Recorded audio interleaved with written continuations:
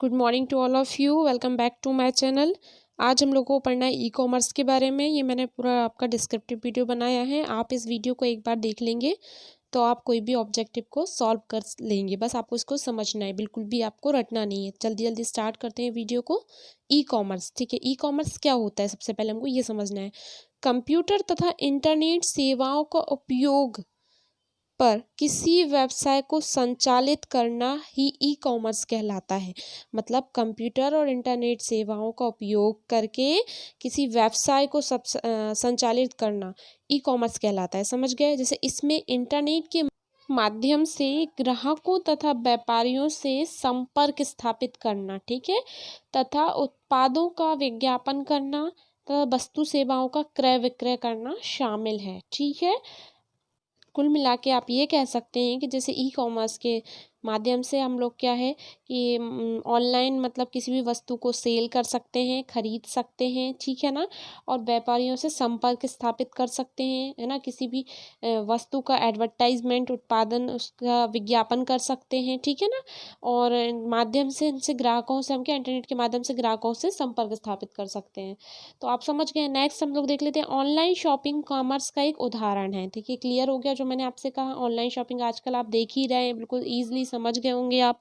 Online shopping इसका एक उदाहरण है। ठीक है, इसमें उत्पादों का वितरण कंपनी की वेबसाइट पर उपलब्ध होता है। ठीक है, मतलब जिस भी कंपनी है उसकी वेबसाइट पर उसका मतलब उपलब्ध होगा। ठीक है, जितना भी विवरण है वो सब जानकारी दी जाएगी। विवरण देखकर किसी उत्पाद के लिए घर बैठे ही खरीदना ऑर्डर दिया जा सकता है। मतलब कोई चीज़ हमको पसंद आ जाती है, उसकी डिटेल देखकर, तो हम उसको घर बैठे ही मंगवा सकते हैं ऑर्डर देकर। ठीक है, और इंटरनेट पर ही मूल उसका मतलब पैसे भी हम भुगतान भी किया और इंटरनेट के द्वारा ही हम उसका प्राइस भी पे कर सकते हैं। तो ये चीज़ आपको क्लियर हो गई।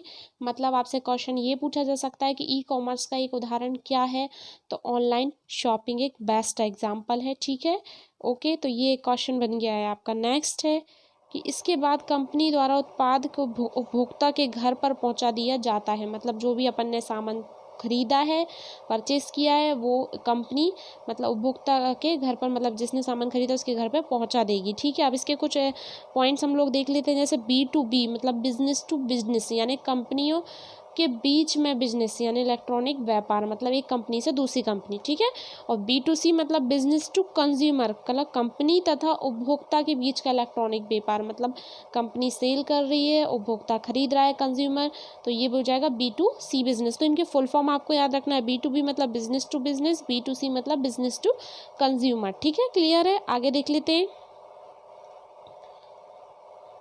C2C मतलब कंज्यूमर टू कंज्यूमर, मतलब दो उपभोक्ताओं द्वारा आपस में इंटरनेट पर किया गया लेन देन। मतलब कंज्यूमर ने ही किसी उपभोक्ता ने ही उपभोक्ता को बेच दिया। ठीक है, जैसे OLX एक एग्जांपल आप ले सकते हैं। जैसे कोई भी अपना सामान है, अपन किसी को बेचना चाहते हैं तो अपने OLX पर डाल दिया, तो किसी जिसको भी पसंद आएगा वो अपन से कॉन्टेक्ट करके उसको परचेस कर सकता है। तो C2C एग्जाम्पल आप समझ गए। ओके, कुछ इंपॉर्टेंट पॉइंट और है वो देख लेते हैं। ई कॉमर्स की शुरुआत 1961 में हुई थी। जल्दी से कॉपी पेन उठाइए, इस पॉइंट को नोट कर लीजिए। ई कॉमर्स की शुरुआत कब हुई थी? 1969 में। ठीक है, पॉइंट समझते जाना। B2B, C2C, B2C। ठीक है, और ई कॉमर्स की शुरुआत 1969 में हुई थी। क्या है? एक ऑनलाइन मतलब है जिससे कि अपन उपभोक्ता से खरीद सकते हैं। 5 से 6 क्वेश्चन मैंने आपको बता दिए हैं। थ्योरी पढ़ने के बाद उसके क्वेश्चन जरूर आपको माइंड में बनाना है। ठीक है ना। ई कॉमर्स में बिजनेस में डॉक्यूमेंट्स को शेयर करने के लिए विशेष रूप से EDI से सुनिएगा, ध्यान से सुनना आप, क्या डॉक्यूमेंट्स को शेयर करने के लिए EDI यानी इलेक्ट्रॉनिक डाटा इंटरचेंज का इस्तेमाल किया गया था, जिसे 1979 में, ठीक है, 1979 में अमेरिकन नेशनल स्टैंडर्ड इंस्टीट्यूट को इलेक्ट्रॉनिक नेटवर्क की मदद से डॉक्यूमेंट को शेयर करने के लिए डेवलप किया गया था। अब क्वेश्चन क्या बनेगा कि किस ऐप को आपको मतलब इलेक्ट्रॉनिक नेटवर्क मतलब किस ऐप को डॉक्यूमेंट को शेयर करने के लिए, ई कॉमर्स में किस ऐप को डॉक्यूमेंट को शेयर करने के लिए डेवलप किया गया था?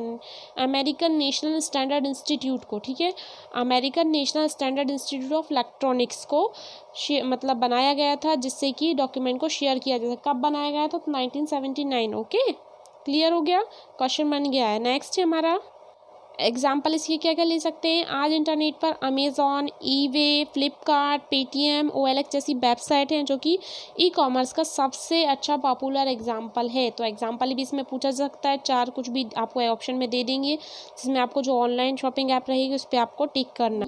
ये वीडियो यहीं पर एंड होता है। जितना भी ई कॉमर्स के बारे में था मैंने आपको सभी कुछ बता दिया है। शुरुआत याद रखना 1969 में, ठीक है। आपको 1-2 बार रिवीजन करना है, इसमें से क्वेश्चन आपको छोड़कर नहीं आना है, डेफिनेटली आपसे बन जाएगा। ओके, और अगर आपको वीडियो पसंद आया हो तो प्लीज़ आप चैनल को सपोर्ट करिए, वीडियो को लाइक करिए, चैनल को सब्सक्राइब करिए। Thank you. MPPSC की न्यू सिलेबस के आपके सभी टॉपिक इस चैनल पे आपको मिलेंगे। मैं कंटिन्यू वीडियोस डाल रही हूँ।